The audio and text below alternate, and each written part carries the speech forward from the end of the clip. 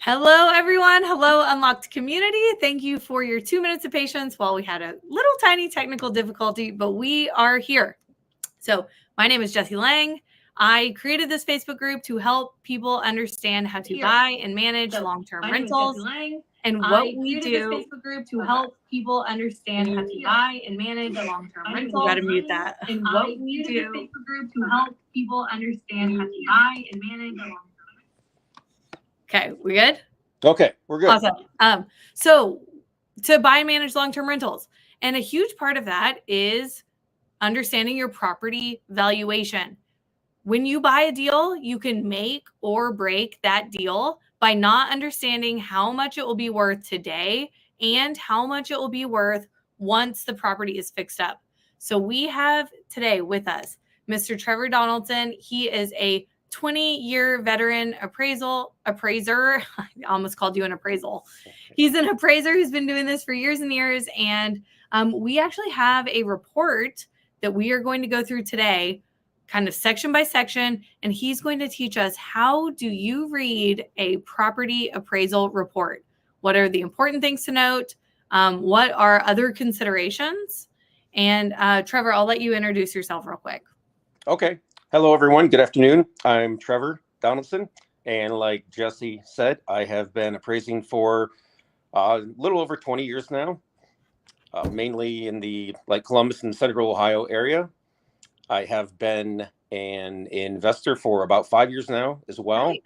Rehabber, fix and flipper, stuff like that.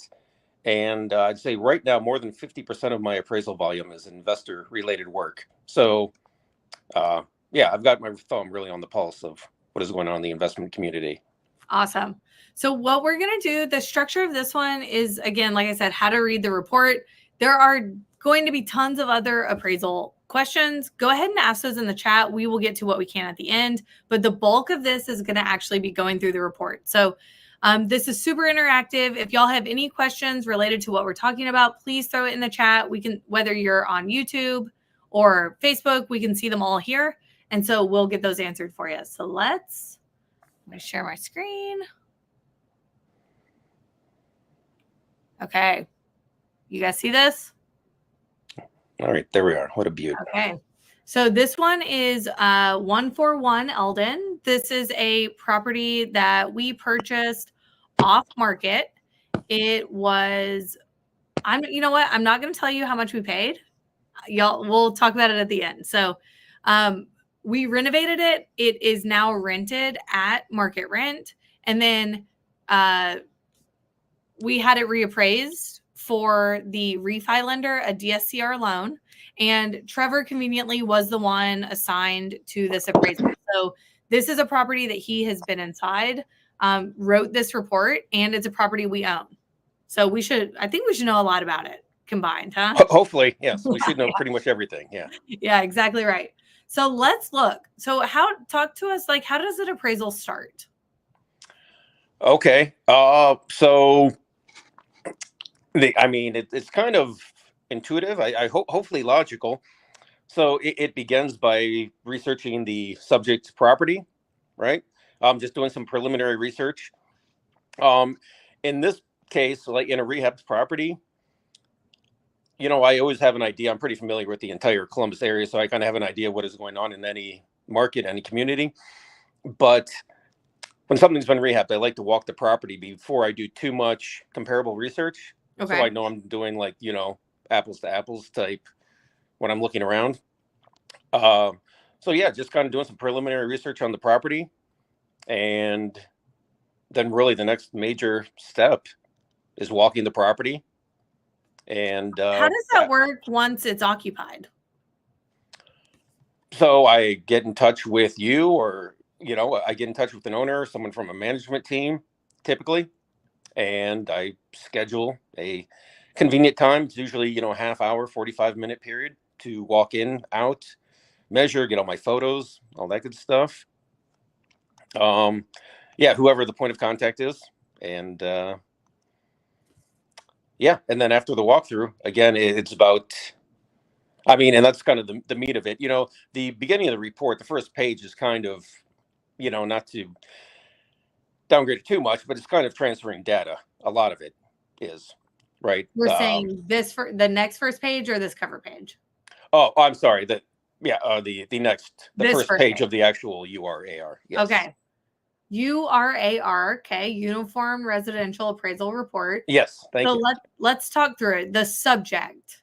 Is there anything here specific that's not, I mean, a lot of this is pretty self-explanatory. So yeah, everything in that section is derived from, everything there comes from the county auditor, except for, well, other than the lender, of course. Of course. Right. But everything other than that is derived from the county auditor in that section. Yeah. Okay. Would it make any difference if the property was a purchase or a refi? Would it for your appraisal? No. Okay. No. So, I mean, when you're completing an appraisal report, you are determining the market value of the property. And that should be a figure. It should not matter if it's a refi, a purchase, Okay. an ARV figure. Should all be market value. So this is more just for like FYI. The legal Yeah. stuff? Yeah. Okay. Yeah. That's cool. So contract, because this is a refi, this is not filled out, but say this was a sale, would this be included? Yeah, absolutely. Okay. And even oh yeah. So you can see even at the last line of the subject section, you do have to disclose any listing or sale within 12 months prior to the effective date of the report. The effective date being the date that I was physically at the property. Understood. Okay. So in this case, subject, contract, let's talk about neighborhood. Is this kind of a copy and paste exercise as well? I strive for it not to be. I try to, make it, pretty specific to each neighborhood. I mean, if you look through the neighborhood description, you'll see things that are very specific to the Hilltop. Is that where we are? Yeah. So suburban, built up over 75%. That has to do with like kind of rural. Yeah. So that section, I mean, unless you get into a rural area, well, obviously there's urban and suburban, but I mean, pretty much everything that we're dealing with, I deal with, is over 75% built up. Got it. And then property values increasing. Where are you looking at that? Sure. So, I mean, and that can really be, so I go back for a 12-month period is the kind of rule of thumb. If 12 months to 12 months, if it's gone up. Okay. Cool. 1 unit. But that should be, should be careful. It doesn't have to be. I mean, there could have been a few, there was a little bit of a lull at the end of last year where maybe things were not increasing, but now they are. So just kind of whatever's happening at that point, whatever direction the market is trending at the time, I guess is a better way of looking at it. Okay, awesome. That's super self-explanatory. Let's talk about the site. Is this the area 6,000 square feet? Is that something that you are measuring? Or are you pulling that somewhere? Because I know that's a great question. So I measure the actual property when I'm on site. But for the lot, I rely on the county auditor. Understood. So that lot size, that 40 by 150, I took that directly from the county.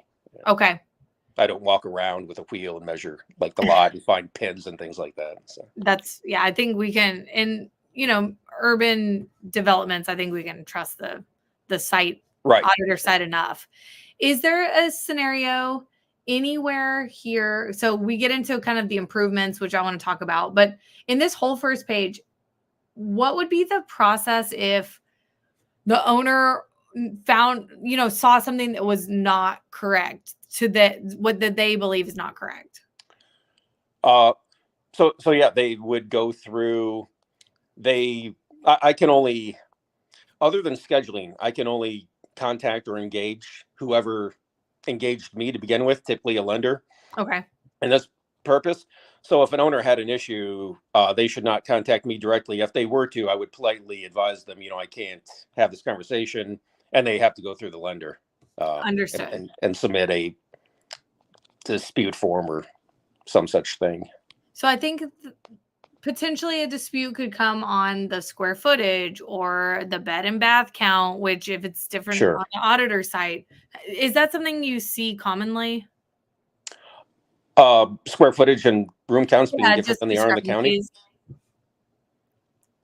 Sorry, Jess, say that Oh, again. no, you're good. Just like a discrepancy from maybe the auditor versus what you see on site. Sure. I do. And usually it isn't dramatic, but the auditor is typically a little bit low in square footage for whatever reason. They have their own, I don't know, rounding methodology, I suppose. Yeah. But I usually find it certainly isn't 100% of the time. And sometimes it is smaller than what the auditor is reflecting. But for some reason, typically the auditor is a little bit low in their square footage. And, the room count, sure. I mean, that can change. I mean, you rehab homes and you change room counts and bath counts and things like that. And maybe you're not motivated to let the auditor know, right? So Right. But you would appraise always based on what you see with your own two eyes. absolutely. Okay. Yeah. I think that distinction is really important. So let's look at, foundation, general description, 1 unit, detached, 2-story. Anything kind of out of the ordinary here? No, I mean, that's all very kind of straightforward stuff. Love it. So let's look at the improvement. So what does C3 mean?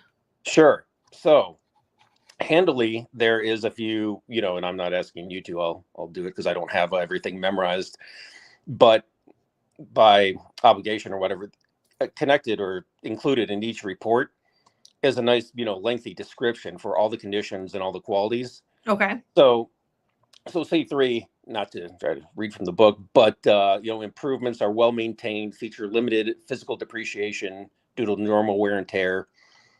Some components may, but not every major building component may be updated or recently rehabilitated. So really a key, I think, C4 is something that is going to need some attention. That's going to be pretty glaring. We'll need some repairs or improvements. I think the key between 2 and 3 is that 2 kind of reflects a property that has been completely rehabbed, like everything on the outside, window siding, roof, all that, and the full interior. So, but it has to be pretty much everything to really qualify for C2. Like the house is new, even if it's 100 years old type thing.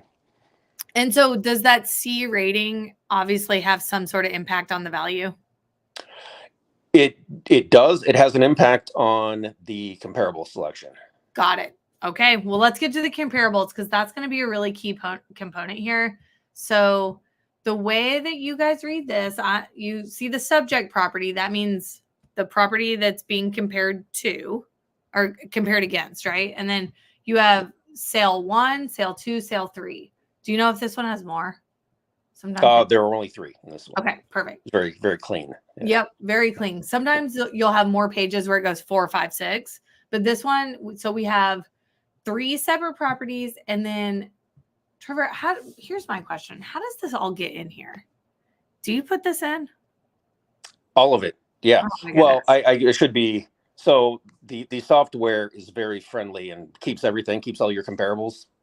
So take comparable 1, that house on 216 North Eureka Avenue. Yep. If I used in a previous report, as soon as I put the first line in and hit tab, it'll populate the entire. Oh, that's nice. Okay, well that helps. That's huge. Yeah. Yeah.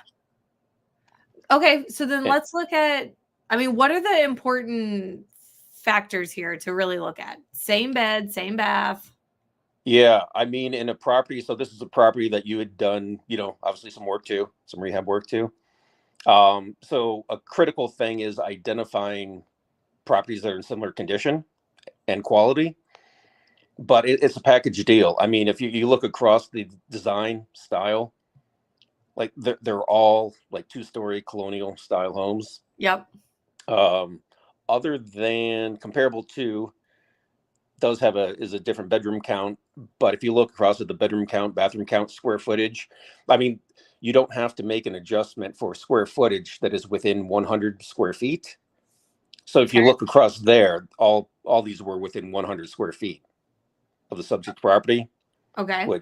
Because I mean, what you're striving for is to create as few adjustments as possible to get the most accurate. Give us a quick final figure. definition of an adjustment. Okay, sure. So if you look down, yeah, or well, You want to do this one? Where are you? Which one? What are you looking at? Go ahead. The 6,000 for the bed. Sure.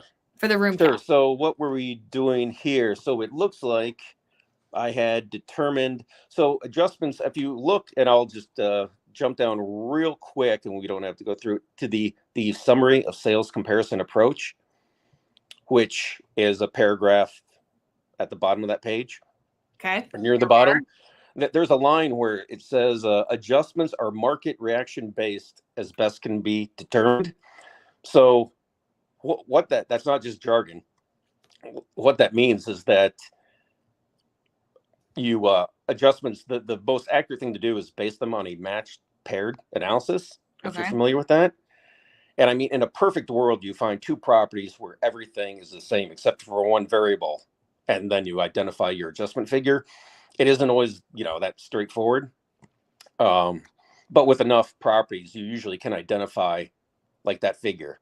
So that's where those adjustment figures come from, is the market telling me. And so I determined that half bath was 2,000. You can see that in comparable 3. The only difference between that and the subject was the half bath. So there was a $2,000 adjustment made in favor of the comparable. Proper correct wording. So the way that you guys would interpret this once you get your own appraisal back is, here's me, I'm the subject property. Here is, let's say comp 3 is North Warren. North Warren has I have 1 bath. North Warren has 1.5 bath. That's the 1.1. I don't know why they do it that way, but one full bath, 1 half bath. And based on the market conditions, that half bath is worth $2,000. So my property is $2,000 less than this one due to the half bath. Correct. Very, very well put. Yes. Nailed it. So that is exactly what's happening on these adjustment columns across all of the comparable sales. So we have the subject, I have an enclosed porch. This one only has a porch. Well, according to Trevor and the comparable sales, that is worth $4,000 extra for me. Correct. And again, I'll just, emphasize again that is like market drive data. Yeah. So it's there's an, sometimes annoying phrase that cost does not equal value. So sometimes you get more than you put back in an improvement. A lot of times you don't. And that's just the nature of real estate. So then let's look at, how did this all net out? Because you have the original sale price of the comp, right? So let's use comp 2, sold for $185. There were some adjustments along the way, and you wound up at $200. How does that impact the value of the subject property? Sure. Great question. So if you look at the combination of the sales date, so I think this comparable 3 sold within less than 1 month of the effective date of the report. And then comparable 2 is 2 months older than that. And comparable 1 is an additional month older than that, even though they're all pretty recent. Okay. Comparable 3 sold within like 2 or 3 weeks prior to the effective date. Nice. And then in addition to that, if you look at the bottom of the grid at the net and gross percent adjustments, comparable 3 also had the lowest net adjustments and also the lowest gross percent adjustments. Meaning it was the most similar property? Correct. It required the fewest. It required the fewest adjustments, and it was the most recent sale. Okay. So based on that, that property was given the most weight in the final value conclusion, and it gets a little bit. Yeah, I mean that's the gist of it. And where are we? So we're at 215. And that was, kind of that there isn't any equation for that per se. Like, it's not like I don't take the 3, combine them together, get an average. I kind of look at the adjusted value range see where we are, and then, come up with what I feel is an accurate figure. Okay. That part's So a little. With all of this in to account for, that's exactly what comes next, right? You, the appraiser with 20 years experience, license, all of this, you have the knowledge and understanding to take all of this and inference what the subject property is worth. Correct. Yes. Yeah. Cool. So Very well put. Yeah. we were 215, and talk to me about the income approach being here, because typically isn't that used for multifamily? It's used for investment properties. Okay. Is the gist. So yeah, anytime it's an income producing property, the lender would like that added to the report. Well, why didn't I get 222 750? Well, I'm here to ask the hard questions. I feel you.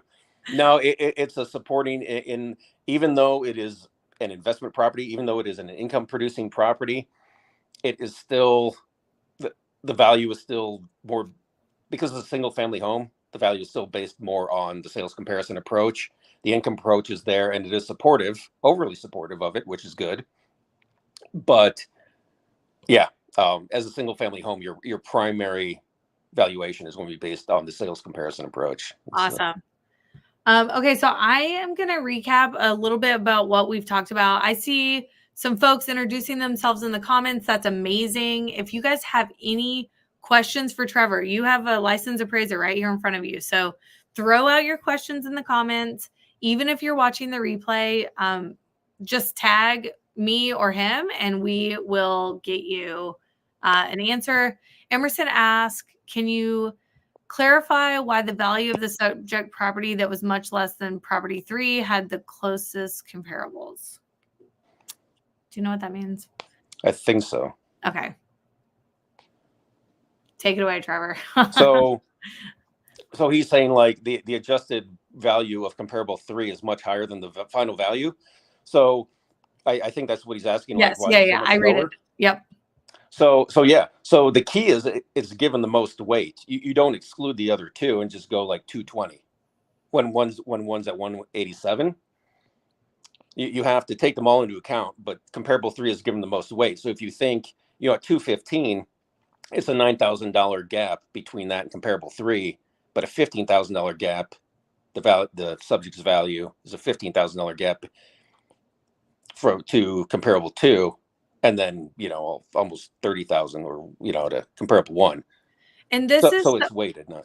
I know, and I appreciate that, hearing that from an appraiser, because this is what we talk about when we say you're running your comps before you buy. If you have one comp at, say 300K and 4 more at 250, the value is not 300K, my friend. I'm so sorry. Like, something happened on that one. And so that's why we're always looking for at least 3 comps in that same range. Correct. Yeah, and that's why determining an ARV can be tricky, because there might be that one, and maybe not like an anomaly. Maybe it's even closer than what you described. Right. And you're saying, okay, when I finish this property, when the rehab is finished, it's going to be identical to that. So that's my ARV value, but you have to be careful. And it's not that is, it might be close to that, but just keep in mind an appraiser has to put a minimum of 3 comparable sales in the report, and you can't just compare it to one and make it the value. Right. Right. So there could have been some shift in the market condition, not necessarily the property. Right. So if 2 of them sold at, say, 280 3 months ago, and one sold at 300 6 months ago, that's showing that the prices are decreasing. Right. Sure. So, yeah. Sure. So it's a story. It's not just a single data point. It's all telling a story. Yeah. And I mean, there's so many variables, like, well, you can see it in the grid, right? So even though that one sold for more and it was more dated, I mean, maybe it has a more similar bedroom count, bathroom count. Maybe it's more similar in square footage. So you can have, comparable 3 worked out very well in this one, where it was the most recent sale and had the lowest percent net and gross adjustments. oftentimes you might have a scenario where the most dated sale, or I'm sorry, the most recent one has the highest percent net and gross adjustments. So, I mean, that would change the dynamic of your value. Yeah. And you have to take all of that into account. And this is why you guys, so what an appraisal is a professional opinion of value. That is the definition, right? An opinion of value. That is absolutely. I know it feels counterintuitive, but that's why they're licensed. That's why they're the pro, right? And the banks hire, well, we pay for it, but the bank requires an appraisal to protect themselves and protect their own investment. And so any third-party appraiser is not working for the bank. They are not working for you. All they are doing is taking the information, taking their experience, and telling the story of what this property is worth. And then from there, the owner, the bank, they could take that information as they will. Yeah, I'll say, like, technically you're completing the report for whomever engaged you, right? Well, we pay for it.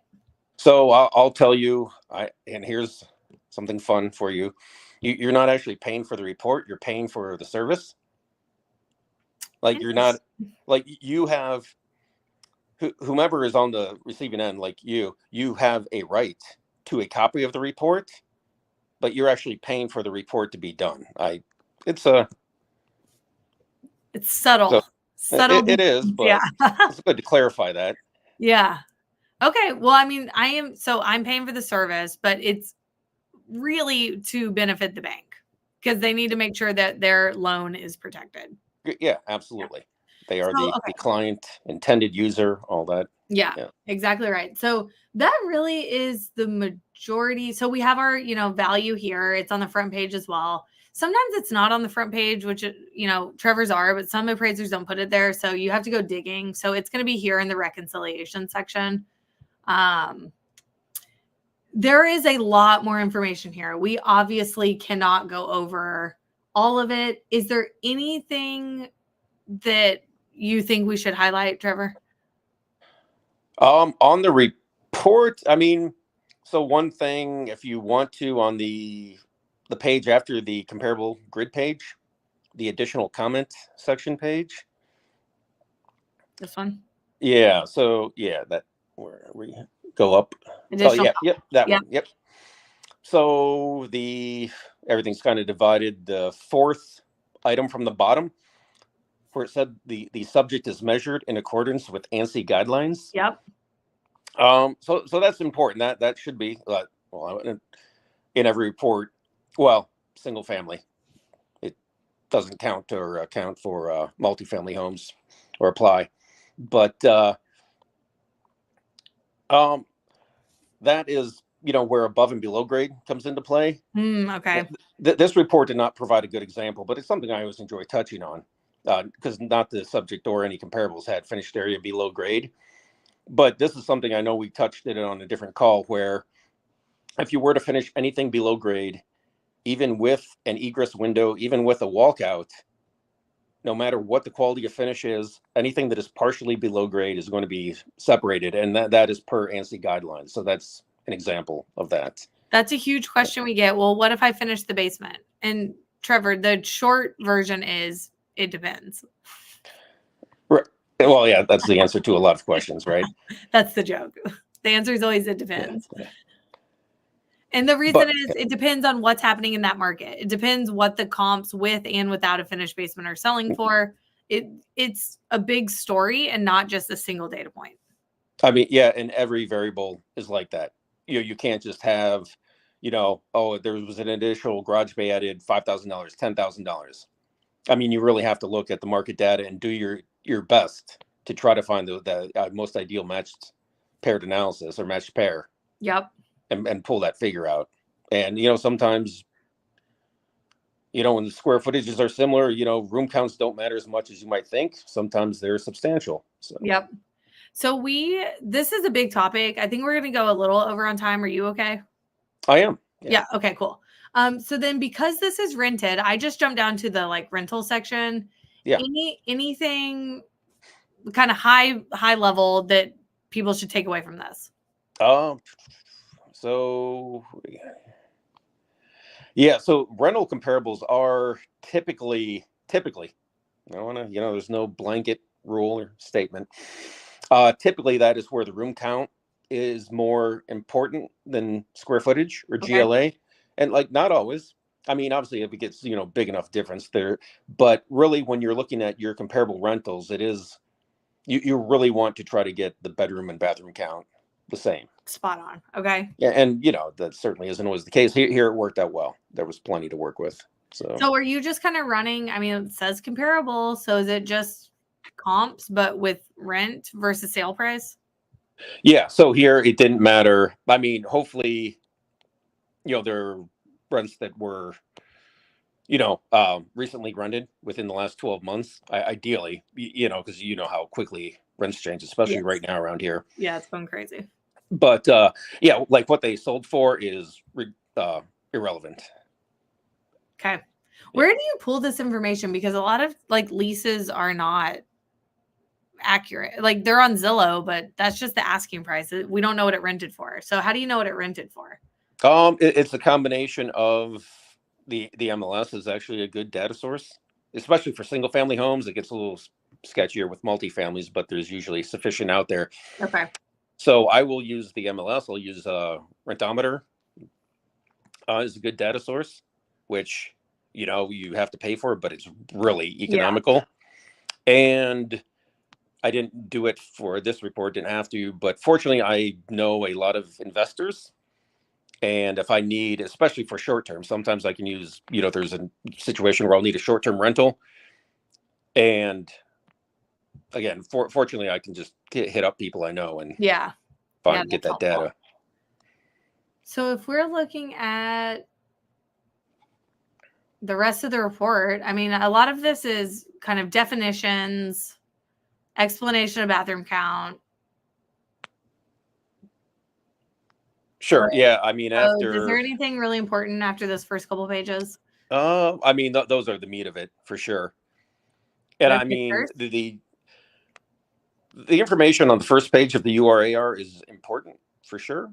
The neighborhood description, that should be that should not be boilerplate. Right. You should, give someone an idea of what's going on. Give people, whomever's reading the report, a feel of what's going on in the neighborhood. We did gloss over the improvement section. Oh yeah, let's go to that. Let's also talk about the fact that for our lender, it's required that the property is occupied. So we've had appraisers go out after a lease was signed, but before the person had moved in, and it came back as vacant. So when you're marking that, I mean, you're noting if there's someone occupying the property, right? Correct. I mean, yeah, if you go there and the property is vacant, it's vacant. Right. I mean, that's, yeah. There's no way around that. I mean, what you can do is you can, fill out the comparable rent schedule and put in all the rental data for the subject property and be put in a note in the report that the property is rented but obviously without a tenant there and an empty home, you can't say it's tenant occupied. Sure. I tried that in the past. Didn't work. So let's look at the improvement section as you called out. Yeah. So, I mean, that was information that I think I got from you or a member of your team about everything you've done to the property since you bought it. Right. Yep. So we actually send over our signed lease and we send over our scope of work from the turnover. So our appraiser can see exactly line by line what work we had done and how much that cost. Right. Yeah. And is that helpful for your job in this section? It is. I mean, that's critical information. The cost, and I see a lot of scopes of work. The cost is not the most critical thing. Okay. I mean, it's really, I'm not really interested. I have to note what you paid for it. I have to document what the property, the transfer price was previously and all that stuff. Right. But I mean, really, it's the condition of the property, the quality and condition of the property the day I'm there. Okay. Or well, for a scope of, work. If it's an ARV, obviously I'm relying on that, but don't, yeah, it's not my job to determine if your contractor did a good job. Well, no, that might affect the valuation, but yeah. So we're checking flood zone. We're checking, just the map and everything. Oh, there's his license. Here's some insurance. So really the most critical pages are those first couple. But you guys, here you have it. This is how you read an appraisal report. There are some questions. Trevor, let me hold you for just a second. Sure. So Matt is asking, how much does the quality of finishes really affect value? Like soft close versus, not on a cabinet, quartz granite. How much do these factors impact value? Sure. Yeah, great question. So soft close is getting pretty specific because I do not have, typically when I'm researching my comparable data, no one really goes into that much detail for like what I'm looking at on the MLS for a comparable. Yeah. But definitely, if you have granite / quartz, that's what I'm looking for in a comparable. And, the quality thing is what it's kind of a broad thing, it's a broad description. Yeah. So one thing is going to make a difference, but typically, if I look at something, say you did a rehab and, you didn't do tile and you put Formica in the kitchen, I'm not going to, I'm going to try to avoid, things that have like really, brand, really high, nice ceramic throughout, granite, stainless steel. So could it potentially uninclude an entire comp based on the quality of the finishes? Like you actually would not use a comp because the quality of finishes is so different? If it was enough, absolutely. Yeah. Okay. So, Matt, it could exclude a comparable sale if you're that far off. Now, how do you define that far off? It's part of the story. It's what's available. Again, say yours is done high end, with all the high end finishes, and there are plenty of comparables out there. I'm not going to throw something that has a Formica counter in as a comparable. And he's going to get as close as possible with the options out there. And if I do, say similar in overall quality, say the bathrooms are really nice and your bathrooms are really nice, yours in the comparable, but you have a superior kitchen, there's not really, it's impossible to make an adjustment for something of, that minute, but I'm aware of it and I'll keep it in mind when I'm looking at the adjusted value range at the end. Okay. And then Trevor, I have one last one for you. So I have answered this question before, but I want to hear your answer. So can you give us some numbers as to how much additional bathroom, covered porch, or bedroom today, 2024, would cost in Columbus, Ohio? What would cost? Would add in value or decrease in value? Well, you know the answer to that. I want to hear it from you. Well, your words are apt. It depends on what the data in that market is telling you in that market area. I frequently have people from the community, from, our students specifically say, well, how much is this worth? And no one likes the answer. It depends, but that is what it is. That's why we're learning how to read a report and how to look at comps and run comps. So if you're not sure, reach out to a local appraiser. If you're not sure, then talk to your agent or talk to other investors, because a bedroom in one neighborhood and a bedroom in the neighborhood right next door could be completely different values. Sure. Yeah. Think about like Bexley and Whitehall, right? Yeah. Those adjustments are not going to be the same. Exactly right. An extra bedroom in Bexley, I'm making up numbers, could be $25K and it could be $10K the neighborhood over. So it totally depends. And it can change over time. Yeah. Too. So if you're in a neighborhood and 12 months have gone by, don't just pull that same figure out that you derived previously. So Jane, this is for that specific property in that specific neighborhood in that point in time, that added $2,000. it could be different the neighborhood over. It could be different 6 months from now. So there is no rule of thumb. Right. Yeah. So it's not fun, but it's not fun. And you're telling a story. Yeah. So, okay. Thank you so much. You guys, if y'all are loving this, I'm actually hosting a workshop immediately after this call. So 3:00 Eastern. If you guys want to join a workshop where I teach people exactly how to buy and manage long-term rentals, just like this, then please drop say workshop in the comments, and Lizzie will send you the link to join that call. It's in about 15 minutes. So you have time to grab a snack and water and all that. Yeah. Trevor, great. thank you. You are an angel. Thank you. We appreciate all that you do for the community. So, I yeah, appreciate you. Thank you. Bye, guys. Yep. Thanks for the opportunity. All right.